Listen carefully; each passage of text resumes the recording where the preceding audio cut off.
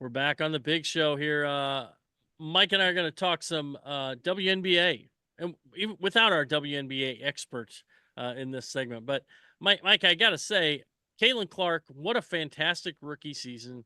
Wins the Rookie of the Year, and although they bowed out in the playoffs in the first round, they still have a long way to go to win a title. I mean, that team's not there yet with talent wise.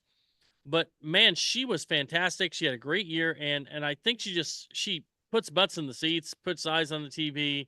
Just has been it's astonishing what she's done in just a few months in the WNBA. Yeah, and the way she was, the second half was incredible. So maybe the best thing in the world was not making the Olympic team, which allowed her to rest a little bit and allowed that team to come together. I really think as good as we all thought she was, I think she actually exceeded expectations on the court. And I don't think anybody could predict she would be that popular leaving Iowa and being the ratings steamroller she was. It was pretty amazing that she did that. But I think her on the court play and her accomplishments in terms of what productivity she had each game was maybe more impressive because a lot of people didn't know that she could do that against the tough competition of the WNBA and their veterans. Yeah, and a lot of the veterans, I mean, although they did talk about her talent, a lot of them didn't give her like the said, it'll be tough. It's hard. A lot of these girls go in there, they're not good, and so this is it's tough. So yeah, I think that what she did is the second half of the season was just it was really impressive. I think the Fever with a couple additions have a chance to be advance a little bit farther next season and kind of move up that level. If she makes him typical offseason improvement in 1 year, boy, look out at Oh yeah. WNBA. So another team that has a really good rookie or really hyped rookie, Chicago Bears. Caleb Williams, very hyped. Number one pick in the draft. The Bears had Justin Fields. They chose to let him go and take Caleb Williams. Justin Fields now starting for the Steelers, and they're 3-0.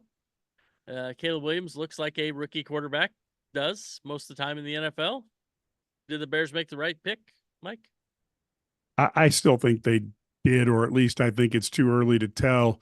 Justin Fields is not the most accurate quarterback in the world. We will find out if he can improve that. I'm going through my mind. There aren't a lot of NFL quarterbacks that magically get better at their accuracy, but maybe he'll be that guy. I think where they made their horrible, horrible mistake was in going wide receiver at number 9. Not that there's anything wrong, but they needed an offensive line. They needed to start that yesterday. And I just think it's insane that I would literally almost every pick in the next draft should be an offense or defensive lineman for the Bears. Yeah, I totally agree. You talk about that. It's funny how remember it was Josh Allen was going to be terrible this year because he didn't have any wide receivers because they all left. Yeah. He looks okay. So maybe sometimes it's about getting those offensive linemen, giving that quarterback an opportunity and time to make those throws. Doesn't have to have a huge window. I have two words for you. Brad Johnson, because he's Yeah. won a Super Bowl and they put enough of an offensive line and of course a good defense around him that he was fine. And we can all go back and go through some of the quarterbacks who've won Super Bowls. If you Trent get a Dilfer. line, Trent Dilfer, yeah. If you get a line around the right quarterback, you're good. And that's where they need to go now for the Bears. Perhaps the hottest team in the NFL right now is the Minnesota Vikings. So, do they have the right quarterback in Sam Darnold, or do they just have all the pieces around him? I'm undecided on this because we all know that there's guys who are brilliant in September, not so much later in the season. And then there's Sam Darnold, who hasn't really been brilliant ever. I've got to see him actually produce over the course of a season before I'm going to jump on the bandwagon. And especially in the playoffs, where some players like, well, Dak Prescott has been good during the regular season and cannot crack the code on the playoffs. And I don't know if Darnold's going to get all that this year or not. Now they got Green Bay, I think, this weekend. It's interesting though. Sam Darnold. I have to say, it's not like he was given great pieces around him. I mean, it's not like they said, "Oh, he stepped into a ready-made situation." No, it was kind of crap. Oh, he stepped into a ready-made situation, just not a good one. Ready-made situation to fail, right? So, yeah, I don't know that we know about him, but I definitely don't think he's proven over Right. through 3 weeks. But I would say this: he might be better than we thought he was, just because he's in a much better situation. They do have some pieces around him. Yeah, I was going to say, if I had Justin Jefferson to throw to, I might look decent when I threw to him. There you go. So, and real quick, Mike, I got to ask your opinion. How hot, I mean, is Mike McCarthy's seat in Jerry World? The bottom line is it doesn't matter who's coaching the Cowboys when you got idiot as the GM. And so he diverts to the coach. Every key decision is made by Jerry. And Jerry hasn't won a Super Bowl in 28 years. Owner Jerry needs to look GM Jerry in the face and fire him. Well, I'm guessing that probably isn't going to happen. I know. And that's why the coach doesn't make any difference. So the chairs being rearranged on the Titanic continues in Jerry World. So yes. this is what they do. So yeah, so clearly we're early in this NFL season. We don't know what's going to happen here. A few surprises, few disappointments. Cincinnati being a disappointment, Minnesota being a surprise. It's going to be fun to watch the next few weeks. And we'll be back right after this. This is the Run My Own Business dream.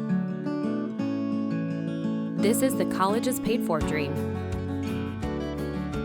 This is the retire early dream. This is Busey, where your dreams and possibilities become moments through trusted guidance and expertise, through lifelong relationships. Because we're here to help you achieve the life you've always envisioned. Hey, welcome back. As we talked before the break, we've got just a craziest situation going on out at UNLV. So first off, let's set the stage. UNLV, obviously they're not in a Power 4 conference, but they've already beaten Big 12 teams, Kansas and Houston, right? So they're 3-0. Right now, they're the odds-on favorite to be the Group of 5 representative in the new expanded 12-team college football playoff.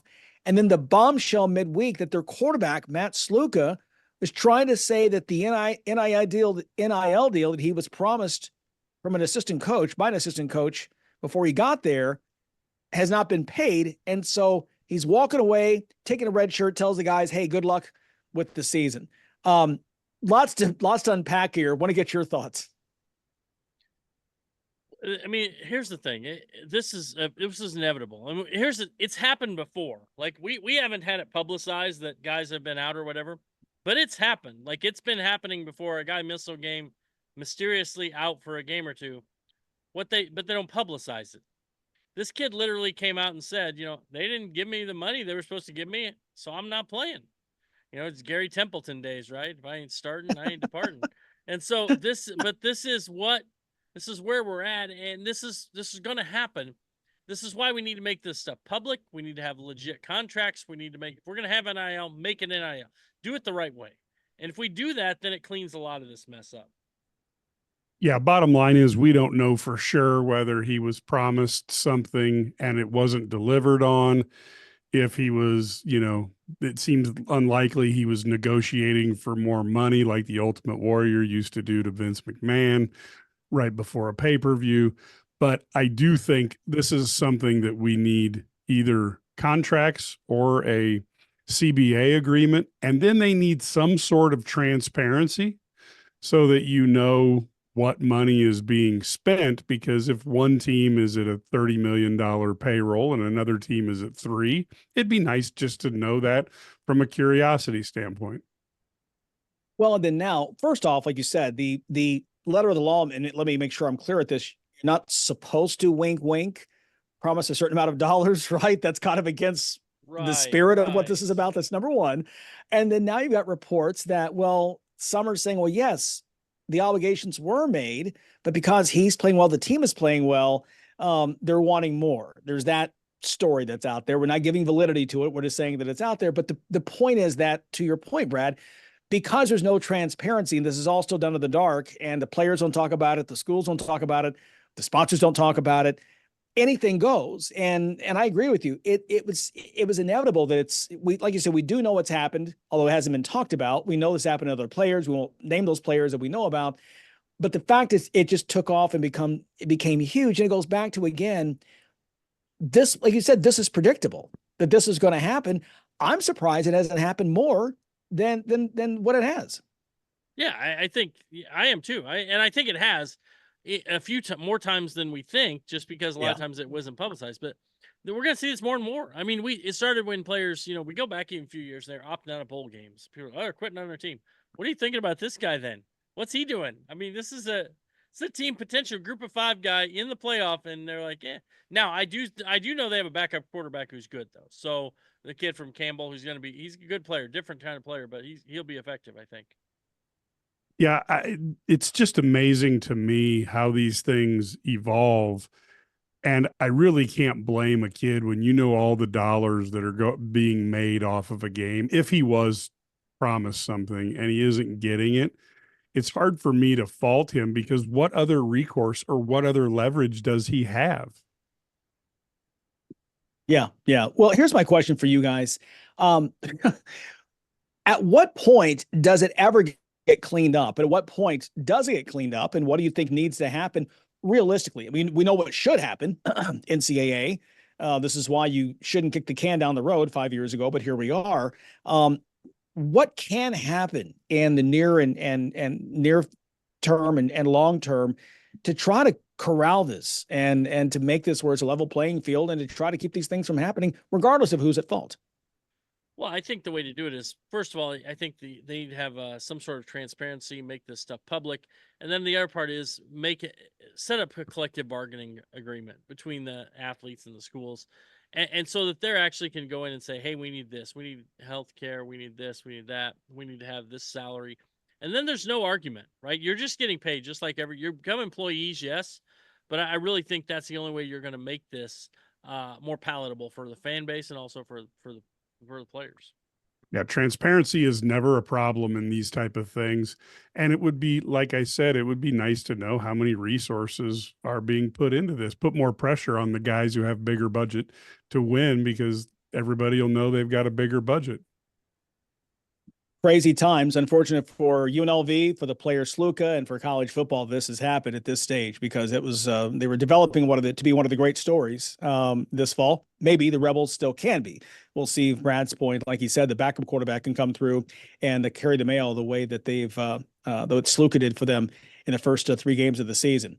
Hey, for most of you, hour number 2 is on the way. Larry, Mike, and Brad right here. Much more coming up next. Red Grange wasn't just a football player. He was a legend. Discover the untold story of Illini great Red Grange in a new novel by Doug Vilhard called The Golden Age of Red. This captivating book takes you back to the 1920s when a humble young Illinois player transformed into the galloping ghost and electrified the nation. Get your copy of The Golden Age of Red by Doug Vilhard today. Available on Amazon and wherever books are sold.